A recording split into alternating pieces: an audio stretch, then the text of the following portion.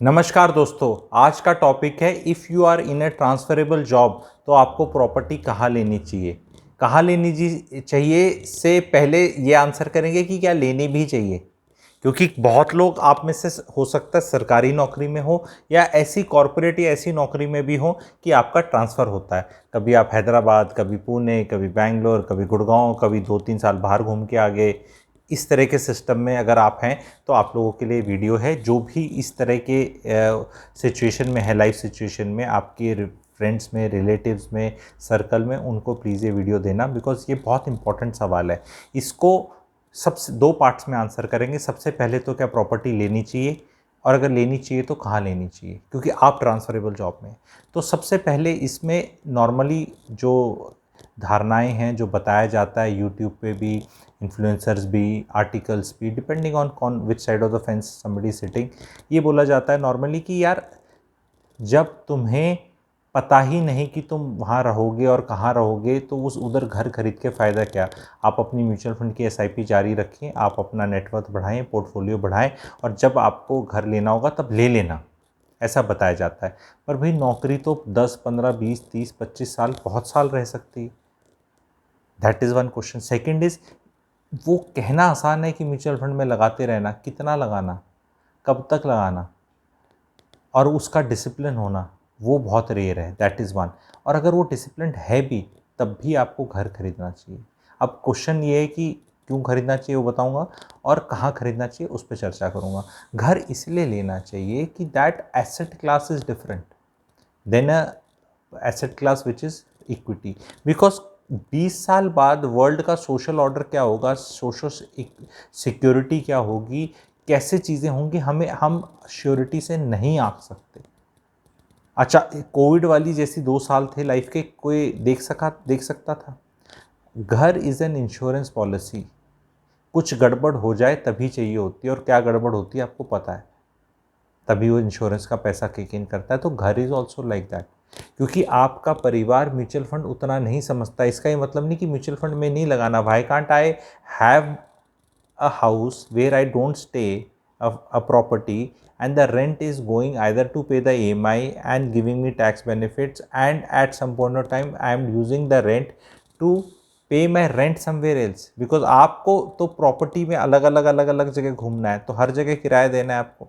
तो अगर आपका किराया सब्सिडाइज हो रहा है, आपने वो जो प्रॉपर्टी खरीदी है वाइफ के नाम पे, वाइफ मान लो आपकी हाउस वाइफ है, तो बहुत ही अच्छा टैक्स का इस सेविंग्स होंगी आपको। जहाँ आप रह रहे हैं, वहाँ एचआरए पे रह रहे हैं, वहाँ अपना टैक्स का सेविंग लेंगे आप, एचआरए का जो आपका रेंट जा रहा है। और यहाँ जो रेंट आपको आ रहा है वो आपकी वाइफ के खाते में जा रहा है। वाइफ भी अगर मान लो टैक्सेबल में आती है तो शायद आप जितने टैक्सेबल में ना आती हो।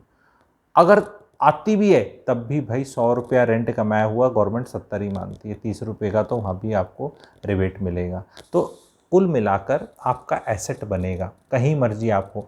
फिर अब इस पर दूसरा सवाल आएगा कि तुमने तो अपना घर दे दिया, फ्लैट या किसी ने दे दिया, 20 साल 25 साल बाद आए किराएदारों ने तो उसको ऐसा छोड़ा नहीं, और हो सकता है वो घर आपके स्टेटस के, अब आपका स्टेटस बहुत बढ़ गया, वो घर जहाँ है जैसा लिया था उसका रहने लायक नहीं है, मोटी बात। तो भैया जब आप अपना उस टाइम पे कहीं सपनों का घर खरीदोगे तो इस एसेट को आप बेच सकते हो। कम से कम इस एसेट क्लास में तो हो। 5 तोले का गोल्ड का सेट आपकी पत्नी को पसंद आ गया, डिज़ाइन फिज़ाइन सब करके, आपका बजट 3 तोले का था, गोल्ड चढ़ रहा है, मान लो चढ़ता हुआ मार्केट है, 10 साल में तो गोल्ड भी अच्छे रिटर्न्स देता है, 15 साल में देखेंगे। तो आपने अगर छोड़ दिया, पसंद तो 5 की थी पर आपने 3 ले लेते, 3 का भी लिया तो बढ़ रहा है।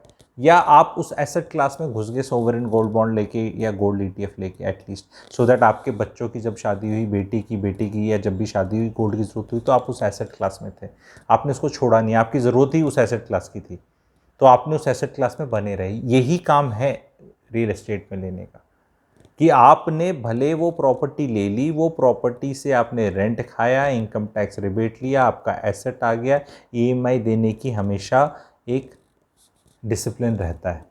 नहीं तो वही म्यूचुअल फंड में पड़ा पैसा निकालना बहुत आसान है। 2 बटन दबाओ, तीसरे दिन पैसा अकाउंट में आ जाता है और फिर कहीं घूमी घूमी करके आ जाओ। घर में ऐसा नहीं है।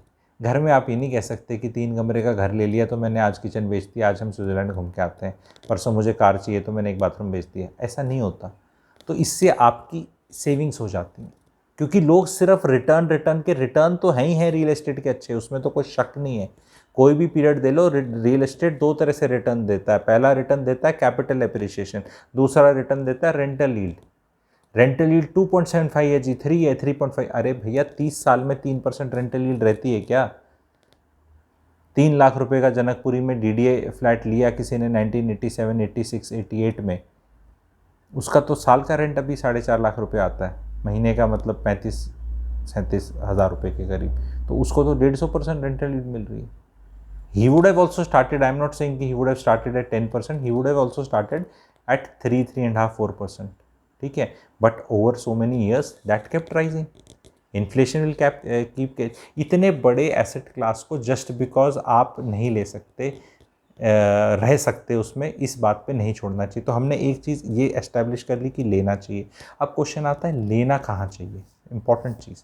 अब हमने डिसाइड कर ली, क्योंकि अब आप कहाँ लेंगे, आप रहने वाले बिहार के हैं, मैं स्पेशली एग्जाम्पल के तहत बता रहा हूँ, किसी राज्य को ऊपर और नीचे दिखाने वाला नहीं बता रहा, ठीक है। अब आप वहाँ नहीं जाना चाहते, समस्तीपुर के हैं आप, आरा के हैं आप, ठीक है, आप नहीं जाना चाहते, आप कहते हो कि मैं ऐसे लेवल पे आ गया हूँ कि मेरा वहाँ फ्यूचर नहीं है, मेरे बच्चों का फ्यूचर नहीं है, सही बात है, ठीक है। तो आप अब कहाँ सेटल हो? आपको शहर पकड़ना है जी, जहाँ आप कभी रहे थे या दोबारा नौकरी के तहत रहना हो सकता है। ये शहर पुणे हो सकता है, दिल्ली गुड़गांव हो सकता है, ये शहर आपका जयपुर हो सकता है, ये शहर आपका लखनऊ हो सकता है, ये शहर कोई भी हो सकता है, जहाँ बेंगलोर हो सकता है, हैदराबाद हो सकता है, डिपेंडिंग ऑन आप कहाँ कंफर्टेबल फील करते हो। आप हिंदी भाषी हो, आपको उस तरह है तो आप नॉर्थ में उस तरह जा सकते हो, आपकी मर्जी है कि आप कहाँ जाना चाहते हो। लेकिन वहाँ लेने में फ़ायदा ये है कि उस शहर का जो ग्रोथ होगा उसके आप भागीदार रहेंगे। एंड ऐसी जगह में लेना भी बहुत ज़रूरी है जहाँ आपकी पोस्टिंग आ सकती है, ताकि 3 साल आप अपने घर में भी रह लो। अगर 2-3 साल आपकी पोस्टिंग्स हैं, या आप लेफ़्ट राइट ऐसे कॉरपोरेट में तो लंबा इनिंग भी ले सकते हो, डिपेंडिंग ऑन कौन सा डिपार्टमेंट है। गवर्नमेंट डिपार्टमेंट में 3-4 साल रहती है, बाकी डिपार्टमेंट में अलग सिस्टम रहता है। तो उसको लेने का फ़ायदा ये है कि खुदा ना खास्ता लाइफ में कभी भी कुछ हुआ तो आपके परिवार के पास एक सही शहर में सही जगह रहने को है, एंड कोई आदमी वहाँ से फिर ज़िंदगी स्टार्ट कर सकता है। अगर बिल्कुल ही हवा में टंगे रहे म्यूचुअल फंड्स पे, वो डीमैट में से निकाल लें, उनको फिर करना क्या है, क्या लेना है, कुछ समझ नहीं आएगा, नई सिरे से starting. That is one. Second is, हो सकता है at some point of time आप सोच रहे थे आप नौकरी 30 साल करेंगे, आपका 20 साल में ही टाँय खुश होगी, आप कहते हैं बहुत हो गया, छोड़नी है मुझे। अब आप कहीं आपका रहने का ठिकाना पहले से होगा तो आप छोड़ देंगे। उस टाइम पे आप घर खरीदने जाएंगे तो नौकरी नहीं छूटेगी, ये भी फैक्ट है।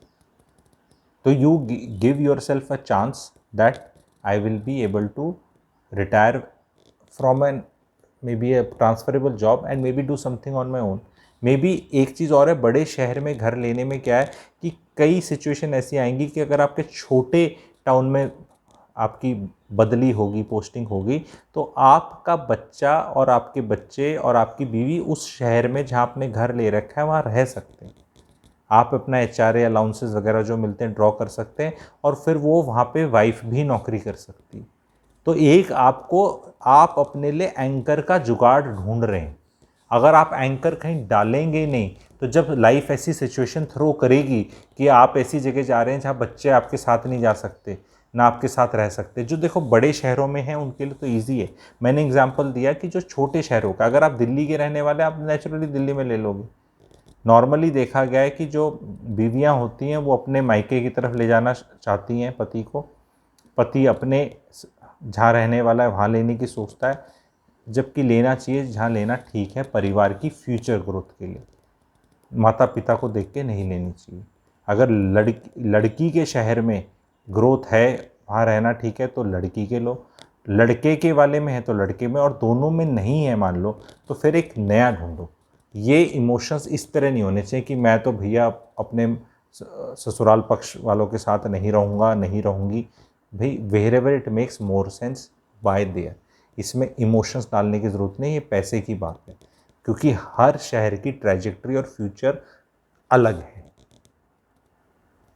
और जो आपकी ट्रैजेक्टरी और आपके आने वाले फ्यूचर के साथ जहाँ वाइब्स मैच करती हैं, वो शहर आप चूज़ करें।